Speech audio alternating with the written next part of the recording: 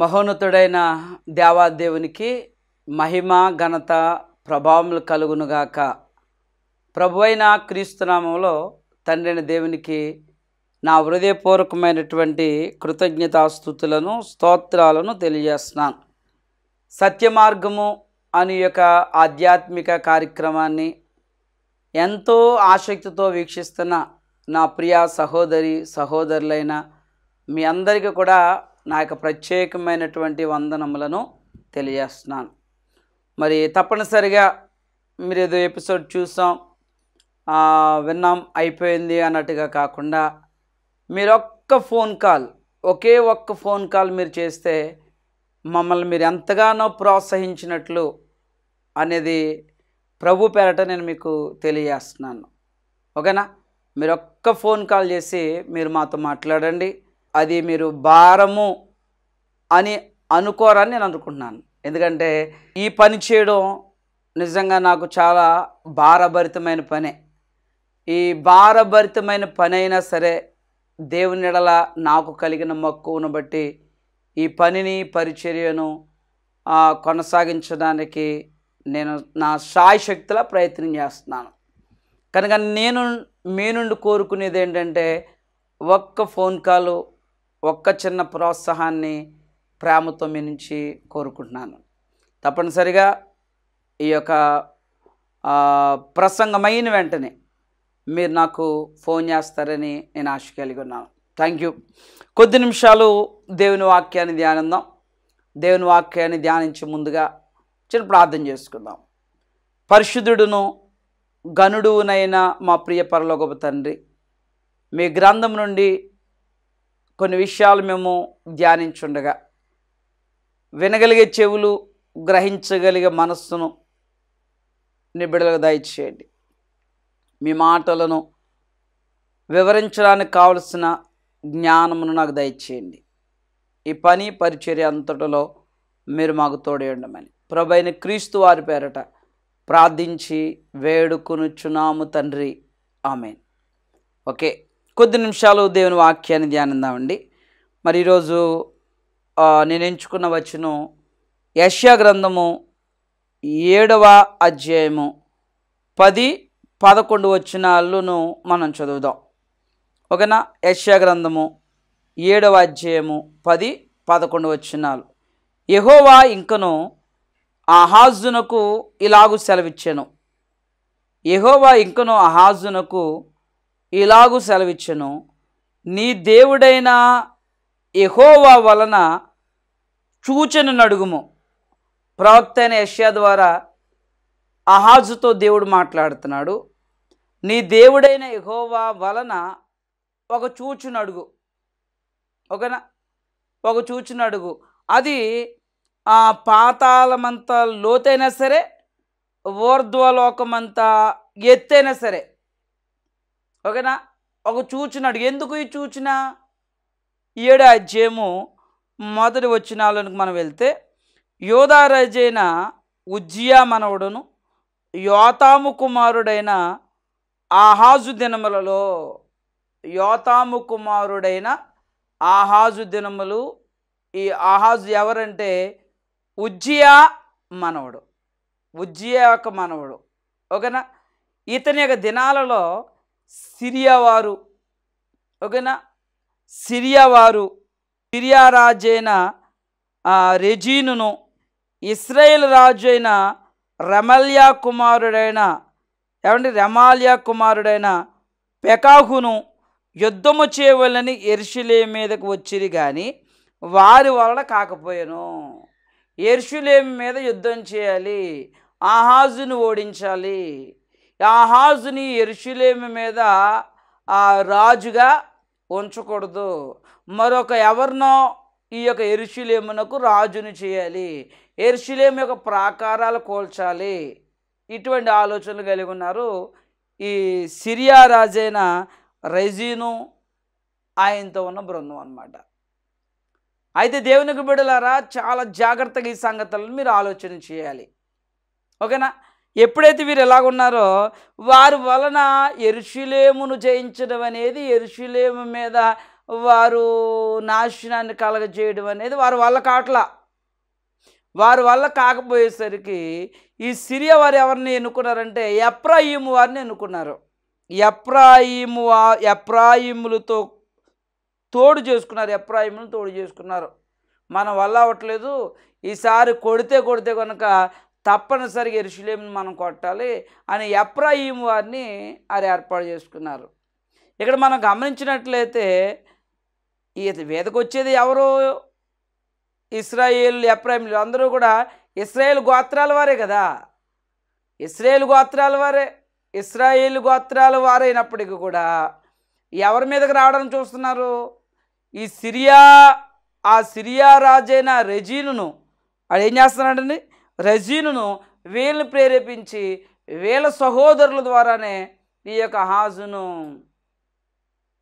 మట్టుబట్టాలని ప్రయత్నం చేస్తున్నాడు. ఎప్పుడైతే వీళ్ళు ఈ సిరియా వారు ఎఫ్రాయిములను తోడు చేసుకున్నారని ఈ యొక్క యోధా వారికి వినబడిందో, ఈ అహాజు రాజుకి వారి యొక్క జనులకు వినబడిందో, వారు ఏం చేస్తారంటే దావీదు వంశస్థులకు తెలుపబడగా గాలికి అడవి చెట్టు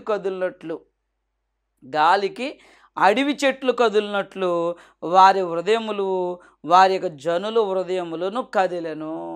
ఇంకా భయపడిపోయారు అనమాట అండి, భీతిల్లిపోయారు. అదవుతుంది. అప్పటి వరకు కూడా ధైర్యంగానే ఉండగలిగారు. ఈ ఎఫ్రాయిములు కూడా కలిసి ఈ సిరియా వారు వీరందరూ వచ్చి మన మీద పడితే ఏమైపోతాం? యుద్ధం అంటే ఏమైనా సామాన్యం అండి? చాలా భయంకరంగా ఉంటుంది యుద్ధం. కరువు ఎంత ప్రమాదకరమో బాధాకరమో, యుద్ధం అంతకంటే ప్రమాదకరం, బాధాకరం అండి. అదవుతున్న యుద్ధంలో చాలామంది అందుకని ఏం చేస్తారంటే విజయమో వీరమరణమో చచ్చన్న పోవాలి తప్ప బానిసగా మాత్రం పోకూడదు. యుద్ధంలో బానిసలమయ్యామా వారు పెట్టి ఏం సంత ఇంత కాదు. యుద్ధం అంటే అలా ఉంటుందండి.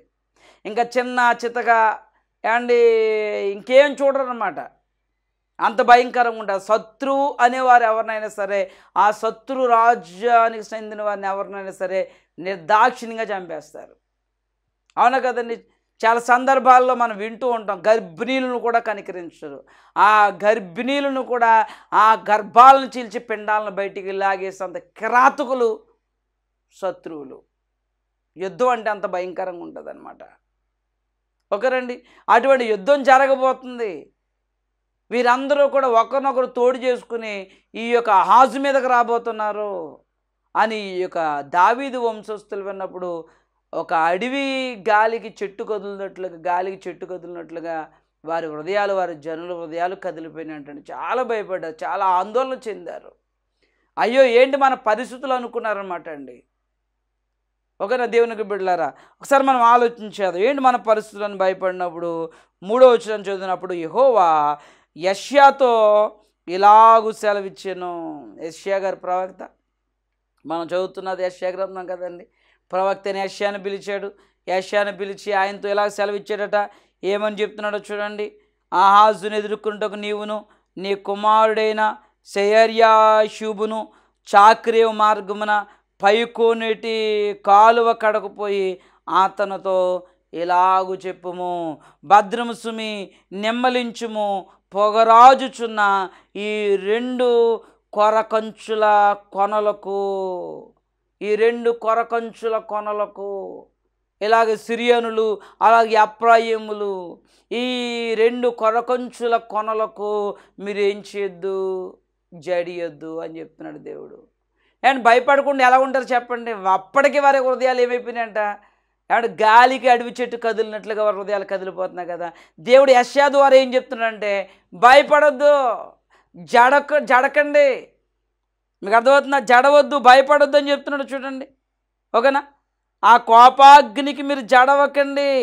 నీ గుండె అవియానీయకు, నీ గుండె అయ్యవనియకు, భయపడకు. ఎందుకు అలా గుండె దడదడ కొట్టేసుకుంటుంది? ఎందుకు భయపడుతున్నారు? ఎందుకు నీ గుండె అవియనకు, జడవకు. అర్థమవుతుందా? నిజమేనండి. ఏదో ఎంతటి ప్రమాదకరమైన పరిస్థితి అయినా దేవుడు సెలవిచ్చే మాట ఏంటంటే భయపడకు. ఓకేనా? అండ్ అటువంటి పరిస్థితుల్లో, ఆ సందర్భాల్లో మనం భయపడకుండా ఎలా ఉంటాం చెప్పండి? కొన్ని సందర్భాల్లో డాక్టర్ గారి దగ్గరికి వెళ్ళినప్పుడు డాక్టర్ గారు చెప్పిన మాటలు విని చాలా భయపడతాం. అదవుతుంది, చాలా భయపడతాం అన్నమాట, చాలా ఆందోళన చెందుతాం. అవునా కదండి? మరి అటువంటి సందర్భాల్లో భయపడకుండా ఎలా ఉంటాం? భయం వేయకుండా ఉంటుందా ప్రతి మనిషికిని? ఆడు ఎంతటి వాడైనా సరే భయపడకుండా ఉంటామా? భయపడకుండా ఉండగలుగుతాడా? చెప్పండి. దేవుడు చెప్తున్నాడు, అక్కడున్న పరిస్థితి ఎటువంటిదైనా సరే, అది ఎంత గొప్పదైనా సరే, ఎంత అసాధ్యమైన కార్యమైనా సరే, ఎంత ప్రమాదకరమైనదైనా సరే, నువ్వు భయపడకు, నువ్వు ధైర్యంగా ఉండు, అంతే, నువ్వు నిలబడు అన్నాడు దేవుడు. ఇదేంటి? ఎక్కడ సాధ్యం అవుతుంది? ఒక మనిషికి ఎలా సాధ్యం అవుతుంది? ఏమా, సింహాల బోన్లో పడవేయబడుతుంటే భయపడకుండా ఎవరు ఉండగలుగుతారు చెప్పండి? అవి కూడా ఆకలితో ఉన్న సింహాలు, అవన్నీ కూడా. మరి ఆకలితో ఉన్న సింహాల బోన్లోనికి, ఆ యొక్క గుహలోనికి నిన్ను పడేస్తుంటే నువ్వు భయపడకుండా ఎలా ఉంటావు? భయం వేస్తుంది ఇదా? 7 అంతలు కలిగిన అగ్నిగుండంలో నిన్ను పడేస్తున్నారు, నువ్వు భయపడకుండా ఎలా ఉంటావు? భయపడతావు కదా. దేవుడు అంటున్నాడు భయపడకంటున్నాడు. అది సింహాల బోనైనా అవని, అవి అందులో ఉన్న ఆకలితో మలమల్లమాడుతున్న సింహాలైనా అవని, అది అగ్ని అయినా అవనివి, అది 7 అంతల అగ్నిగుండం అయినా అవని, నువ్వు భయపడకు. You don't fear. మీకు అర్థమవుతుందా? జడవకో, నీ గుండెను అవి నీకు. వారు ఏదో అనుకున్నారు కదా, వారి ఆలోచన. నీ శత్రువులు అనేవారు నీ కొరకు ఏదో ఆలోచన చేశారు కదా, నీ పతనాన్ని కోరి వారు ఏదో పన్నాగం పన్నారు కదా, నిన్నేదో నాశనం చేయాలనే ఆలోచనలతో వారు ఉన్నారు కదా. సరే, వారి యొక్క మాట నిలవదు అంటాడు దేవుడు. ఓకేనా? 7వ వచనం మనం చదువుదాం. 7వ అధ్యాయం 7వ వచనం. అయితే ప్రభు అయిన యెహోవా ఇలాగూ సెలవిచ్చున్నాడు, ఆ మాట నిలవదు. నిన్నేదో పడగొట్టేసి అక్కడేదో ఎవరినో కూర్చోబెడదాం, ఆ ప్రాకారాలు ఏదో కూల్చేద్దాం, యెరూషలేముని ఏదో నాశనం చేద్దాం అని వారు ఏం చేసుకుంటున్నారు? ఆలోచన చేస్తున్నారు కదా, వారు మాట్లాడుకుంటున్నారు కదా. ఆ మాట నిలవదు, అది జరగదు. ఆ మాట నిలవదు, అది జరగదు. ఎవరి మాట ఇది? దేవుడైన యెహోవా సెలవిస్తున్న మాట. యెషయా ఆహాజుతో ఇలాగూ చెప్పు, నీ గుండెను అవియనీయకు, భయపడకో. వాడు సిరియా అయితే అవని, ఎఫ్రాయిం రాజు అయితే అవని, ఇశ్రాయేల్ రాజు అయితే అవని, వాడు ఎవడైనా సరే నువ్వు భయపడకు. ఒక సందర్భంలో హిజ్కియా మీదకి అష్షూరు రాజు వస్తాడండి, సన్హెరీబు కదా. ఈ యొక్క అష్షూరు రాజు అయిన సన్హెరీబు వస్తున్నాడన్న వార్త విని ఏమంటే హిజ్కియా తన బట్టలు చించుకుంటాడు. ఏయ్, నువ్వెందుకు బట్టలు చించుకుంటావు? నేను ఉన్నానుగా. నువ్వు బట్టలు చింపుకుంటావు ఎందుకు? నేను ఉన్నానుగా.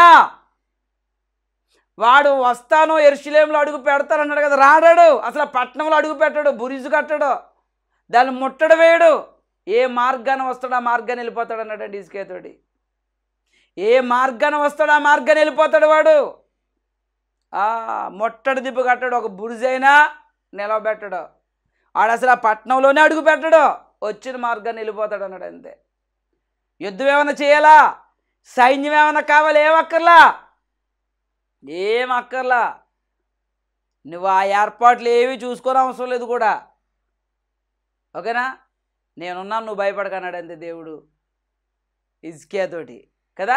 హిజ్కియాతోటి దేవుని దూత వచ్చి ఆ యొక్క అష్షూరు దండువారిలో 185,000 మందిని మొత్తునందున ఉదయానికి వాళ్ళందరూ కూడా కలేబారమ్మలుగా పడున్నారు. ఉదయాన్ని లేచి రాజు చూసేసరికి అందరూ చచ్చున్నారు. ఇంకేం చేస్తాడు రాజు? ఎవరిని చూసుకున్నాడు పొగరు, ఎవరిని చూసుకుని బలం, ఎవరిని చూసుకుని దేవుని తిరస్కరించాడు, ఎవరిని చూసుకుని హిజ్కియా మీదకి వచ్చాడు? ఆ సైన్యం అంతా కూడా చచ్చిపడి ఉన్నారు. నోరు మూసుకుని వెనక్కి తిరిగి వెళ్ళిపోయాడు. తర్వాత తన కుమారుల యొక్క చేతుల్లోనే అతను చచ్చాడు. గుర్తుపెట్టుకోండి విషయాన్ని. నిజమే, గొప్ప రాజే, చాలా గొప్ప సైన్యం ఉంది. ఇశ్రాయేలుకి చాలా గొప్ప ప్రమాదమే, చాలా గొప్ప ముప్పే పొంచి ఉంది. కానీ ఆ ప్రమాదానికి వారికి మధ్య దేవుడు ఉన్నాడు. నీకు వచ్చిన ప్రమాదానికి నీకు మధ్య దేవుడు ఉన్నాడు. భయపడకో, జడవకో, నీ గుండెను అవ్యే నీకు. అది వద్దు, సిరియా రాజు వస్తాడా, రెజీన్ వస్తాడా, రాని. ఎఫ్రాయిముల రాజు వస్తాడా, రాని. ఎవరు వస్తారు, రాని. నేనున్నాను, నువ్వు భయపడకంటున్నాడు దేవుడు. చూడండి ఎంత గొప్ప సంగతి అక్కడ చెప్తున్నాడు. చూడండి 8-9 వచనాలు. దమస్కు సిరియాకు రాజధాని, దమస్కునకు రెజీను రాజు 65 సంవత్సరములు కాకమునుపు ఎఫ్రాయిము జనము కాకుండా నాశనమగును.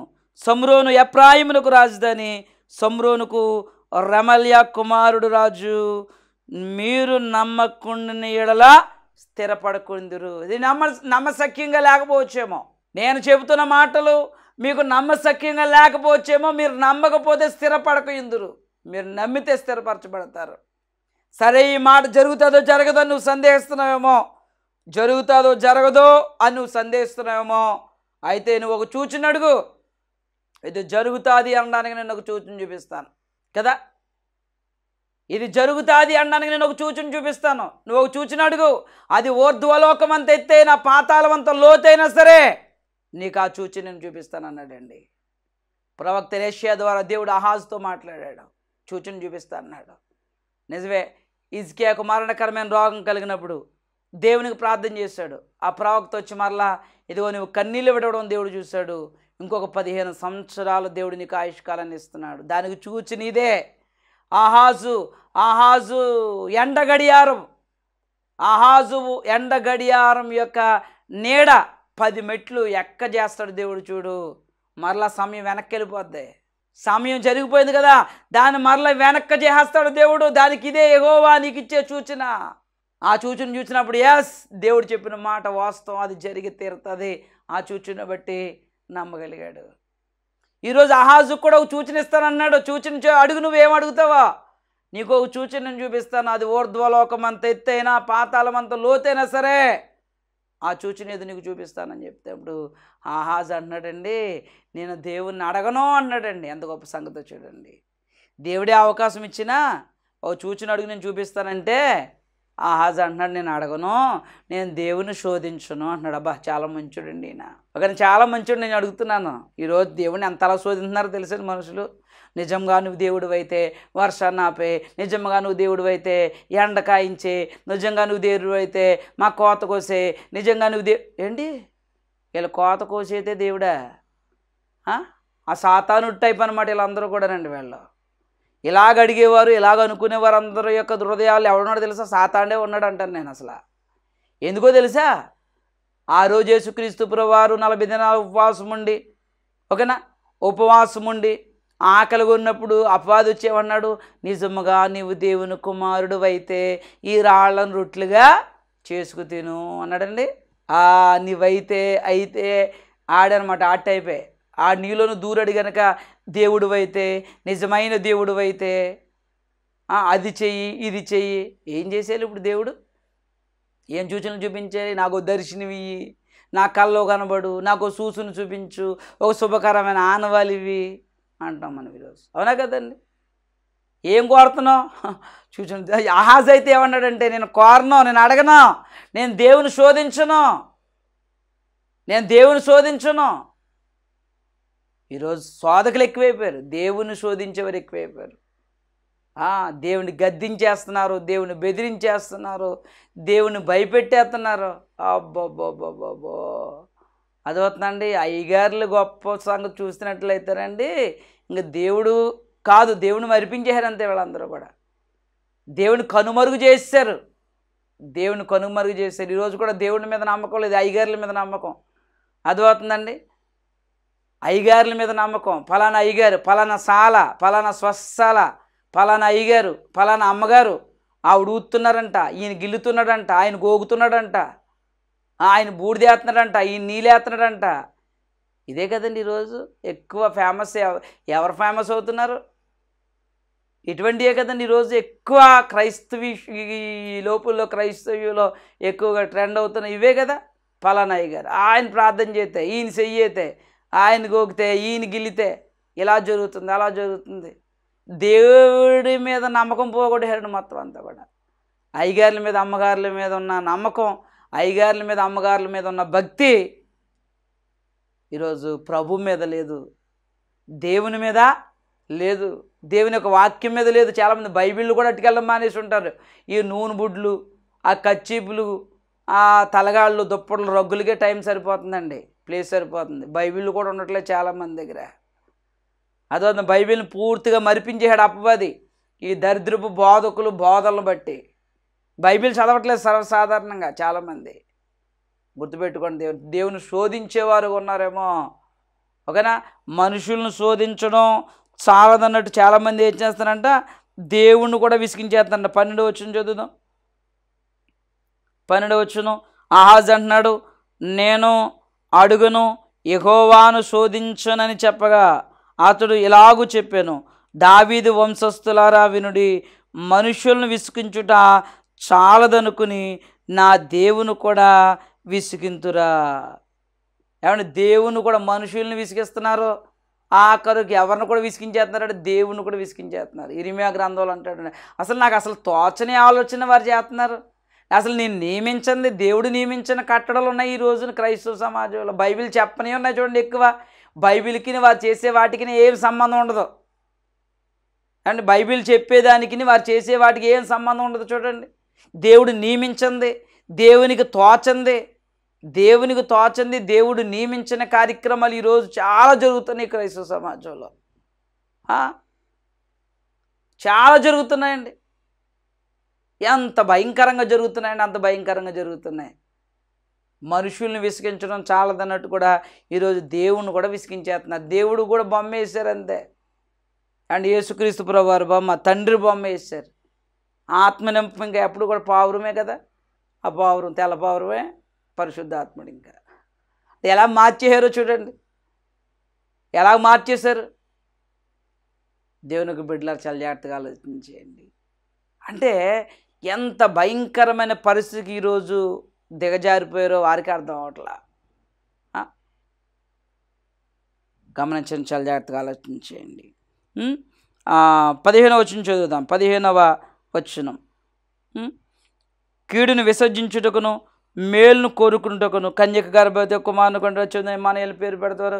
ఆ యొక్క సూచన గురించి చెప్పాడు. ఆ సూచన, ఆ కార్యం జరగకముందే జరగబోయే విషయాన్ని ఆహాజుతోటి చెప్తున్నాడండి. ఆహాజుతో చెప్తున్నాడు. ఆ బాలును తెలివి రాకమును 16వ వచనం, కీడును విసర్జించుటకును మేలును కోరుకున్నటకును ఆ బాలునికి తెలివి రాకమునుపు నిన్ను భయపెట్టు ఆ ఇద్దరు రాజుల దేశము పాడు చేయబడును. ఆ ఇద్దరు రాజుల దేశము పాడు చేయబడి నిన్ను భయపెట్టాలనుకున్నారు, ఎదుగో వారికి పతనం. ఆజు నువ్వు భయపడకు, నువ్వు జడవకు, నీ గుండెను అవయనీయకు, నేనున్నానని చెప్పాడు అంతే. ఎంత ఆశ్చర్యకరమైన కార్యం, ఎంత అద్భుతమైన కార్యం నిజంగానండి. ఆయన నమ్మిన వారిని, ఆయన ఆశ్రయించిన వారిని ఆయన ఎన్నడూ కూడా విడవడో ఎడబాయుడు అన్నానికి గొప్ప నిదర్శనం అండి ఆహాజు జీవితంలో దేవుడు చేసిన ఈ గొప్ప కార్యం. ఆహాజు యొక్క మనసు కూడా చూడండి ఎంత అద్భుతంగా ఉందో. దేవుని శోధించడానికి ఒప్పుకోవాలా. ఈరోజు ఎక్కువ ప్రార్థనల కంటే ఎక్కువ శోధనలే ఎక్కువ ఉన్నాయండి దేవునికి. దేవుణ్ణే శోధించేస్తున్నాం మనం. అపవాది మనల్ని శోధించాడు అంటున్నాం కానండి, మనమే దేవుణ్ణి ఎక్కువ శోధించే వారంగా ఉన్నామేమో.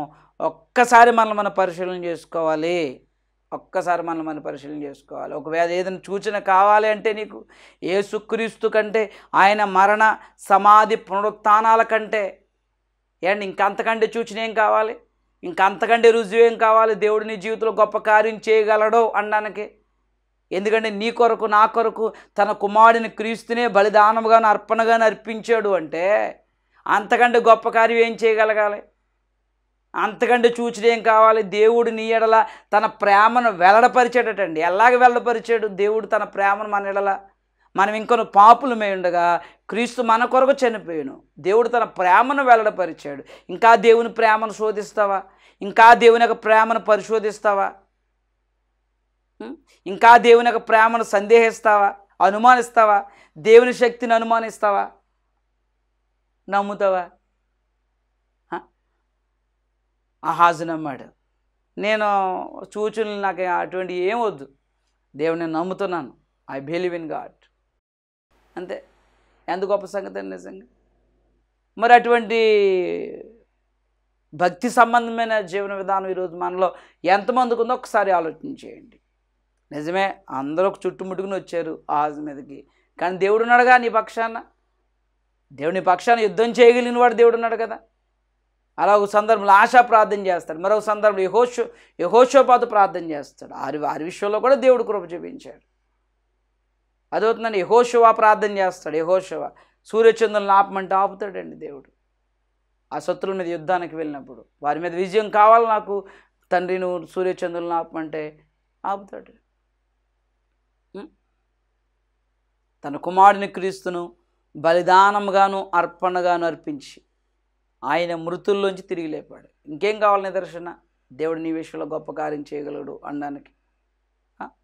ఆయన మనం అడుగు వాటికంటే, ఊహించే వాటికంటే అత్యధికంగా చేయగలిగిన వాడే. మనం ప్రేమించేవాడైనా ఆయన ప్రేమలో లోపం లేదండి. మన భక్తిలో ఏమైనా లోపం ఉంది, మన ఆసక్తిలో ఏమైనా లోపం ఉందేమో. ఎంతటి చూచి నేను నీకు చూపిస్తానని అంటున్నాడండి. ఆయన చూపించాడు కూడా తన కుమారుని క్రీస్తు ద్వారా. దేవునికి బిడ్డలారా, ఈ విషయాలు మన హృదయంలో భద్రపరుచుకుందాం, ధైర్యంగా నిలబడదాం. మనకు ఎదురయ్యే అది ఎటువంటి సమస్య అయినా సరే దాన్ని పరిష్కరించగలిగిన దేవుడు మన దేవుడు. అదవుతుందండి. అది ఎంతటి భయంకరమైన సమస్య నీ జీవితంలో దాన్ని పరిష్కరించగలిగిన వాడు దేవుడు అనే సత్యాన్ని జ్ఞాపకం చేసుకోనండి.